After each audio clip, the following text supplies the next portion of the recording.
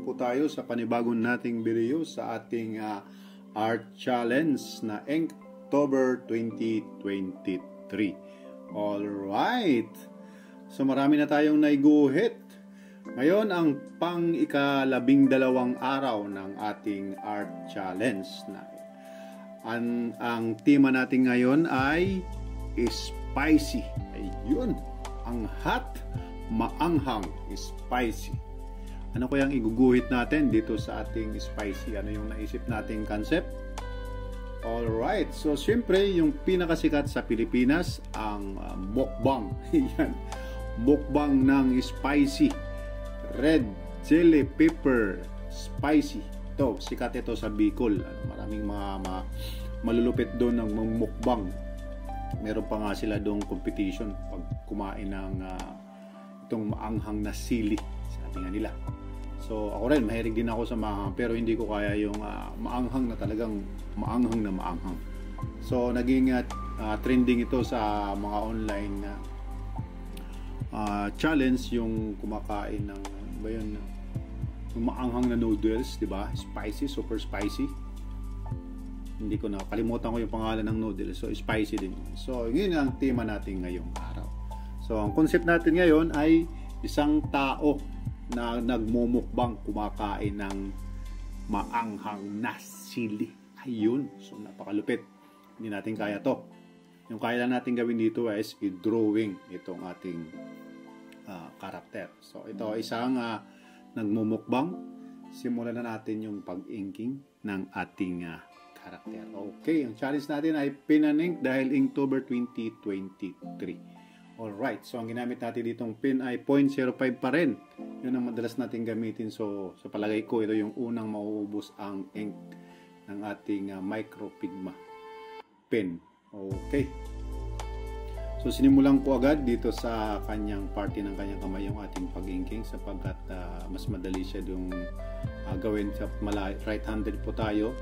Hindi matatamaan. So nakita natin kanina, medyo binura ko ng konti yung ating sketch upang hindi masyadong dumikit sa ating kamay ang graphite na ginamit natin sa pag-sketch. So graphite pencil po yung ginamit natin. Faber-Castell na 2B yung kanyang size or lead. Alright. So ito, sinusubo na niya yung sili na maanghang. My God. Hindi natin kaya ganitong powers, lalong-lalo na sa katulad nating may high blood. Ayun, sigurado may stroke tayo, may heart attack tayo pag kumain tayo ng siling maanghang. Alright, so sa mga kapwa natin artist na gumagawa ng ganitong challenge sa ating Inktober, so pagpatuloy lang natin para masaya. Share na lang. So lagi akong tumitingin sa mga gawa ng iba, and then nakaka-inspire na rin. So mapapansin nyo yung post ng ating video ay gabi sapagkat nagagawa ko na lang itong ating sketching ngayong after ng trabaho ko. So gabi na ako nakakauwi din. So pag dadating ko ng bahay or ng apartment, so ako na ginagawa itong ating sketch or Inktober pen and ink art challenge. Alright. So ayan, no? Medyo nandilisik yung mata ng ating bida na kumakain ng sili. So yung style ng ating artwork dito ay comic style pa rin. So hindi realistic ng ating banat. Ayan, nilagyan pa natin ng ang tawag dito, parang umuusok umuusok yung mata ng ating karakter. Sapagkat siyempre maanghang yung kanyang kinakain kahit naman sino uusok. Pero siyempre sa totoong buhay hindi mo yan makikita yan. So dito lang sa ating drawing, sa imagination, sapagkat ano naman to fictional lang naman yung ating ginagawang drawing. So kung ano yung naisipan nating ilagay, pwede nating ilagay. Alright, yan, nalilisik yung mata dahil sa kakakain ng sili. Sana lang hindi siya ma-stroke or ma-heart attack kanyang mukbang ng ating. So marami pa rin nagmumukbang ngayon. Siguro mahilig sa mga contents na ginagamit ang content na kanilang mga social media channel or mga pages na nagmumukbang pa rin ng kahit anong pagkain. Medyo nakakatakot, very unhealthy Lalong-lalo na yung ibang nagmumukbang na kahit ano-ano na lang yung kinakain. Minsan may nakita akong kumakain ng hollow blocks, my God, nang nangyari sa mundo. Okay, so nilalagay natin yung ating drawing na nandyan yung ating mga sili na maanghang sa isang parang Tupperware ba to? Ewan ko. Ginawa ko lang siyang medyo boxy, parang maliit na, hindi ko yantok, hindi ko alam pangalan ng ganitong klaseng pinggan. Okay, so dito natin ilalagay yung ating maraming sili sapagkat mumukbang yung ating karakter ng sili. For sure, pagkatapos ng kanyang mukbang, high blood ito, sigurado. Automatic. Alright, so yung pag-render natin ng mga sili ay medyo patulis ito at then meron itong mga parang buntot. Buntot ba yun? O yung galing mismo sa puno kung saan tumutubo yung mga dahon. And then hindi lang natin i-render ng pinaka-dark sapagkat medyo red lang naman, hindi naman siya dugo. Para medyo kalmi lang. Yung ini-emphasize natin dito yung karakter na kumakain talaga or nagmumukbang ng maanghang na sili. Okay, shout out sa mga taga Bicol dyan, mga Uragon sabi nila. Ano bang ibig sabihin ng Uragon? So, parang matapang sa, tama ba? Correct me if I'm wrong.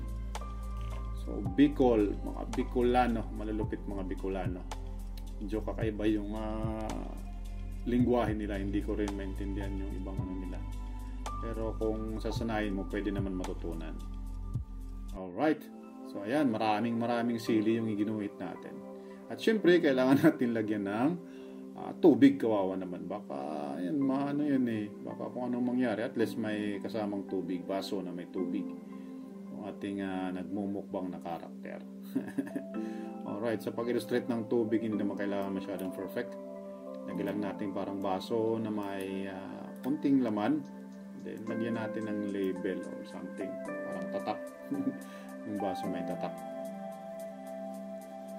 Alright, so, yan. Lagyan din natin ng mga kunting, parang laki naman ang nailagay natin dito. Parang mga tilamsik ng laway.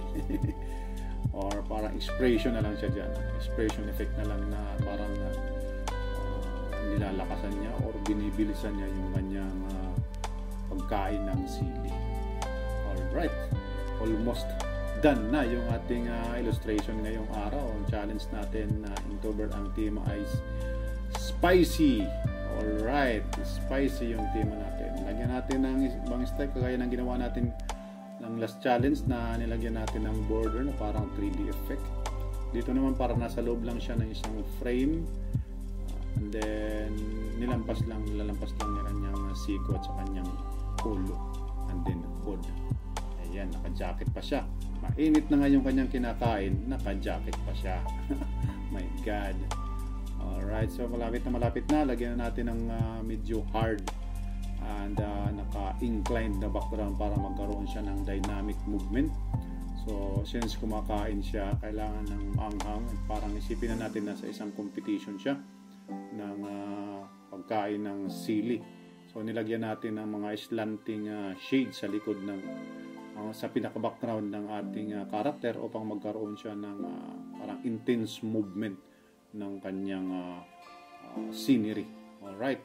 So parang ganun yung ginawa natin. Kaya natin ginawang medyo dark para medyo mataas yung contrast ng ating concept artwork. Okay, so ayan, tapos na. Then, ang pinakalas na stroke na gawin natin ay lalagyan natin ng mga parang mga reflection ng kanyang table o lamesa na naglagyan ng kanyang kinaing o minokbang na red hot chili pepper, itong maanghang na sili. Alright, so maraming salamat sa mga nanood sa ating challenge. And then, sa mga hindi pa nakapag-subscribe, pwede na kayong mag-subscribe. And then, pakihit na rin ang like and share button para makita na or lagi kayong ma-notify sa mga susunod pa nating challenge. Marami pa ating gagawing illustration hanggang 31 po ito. So, maraming salamat ulit sa mga nanood.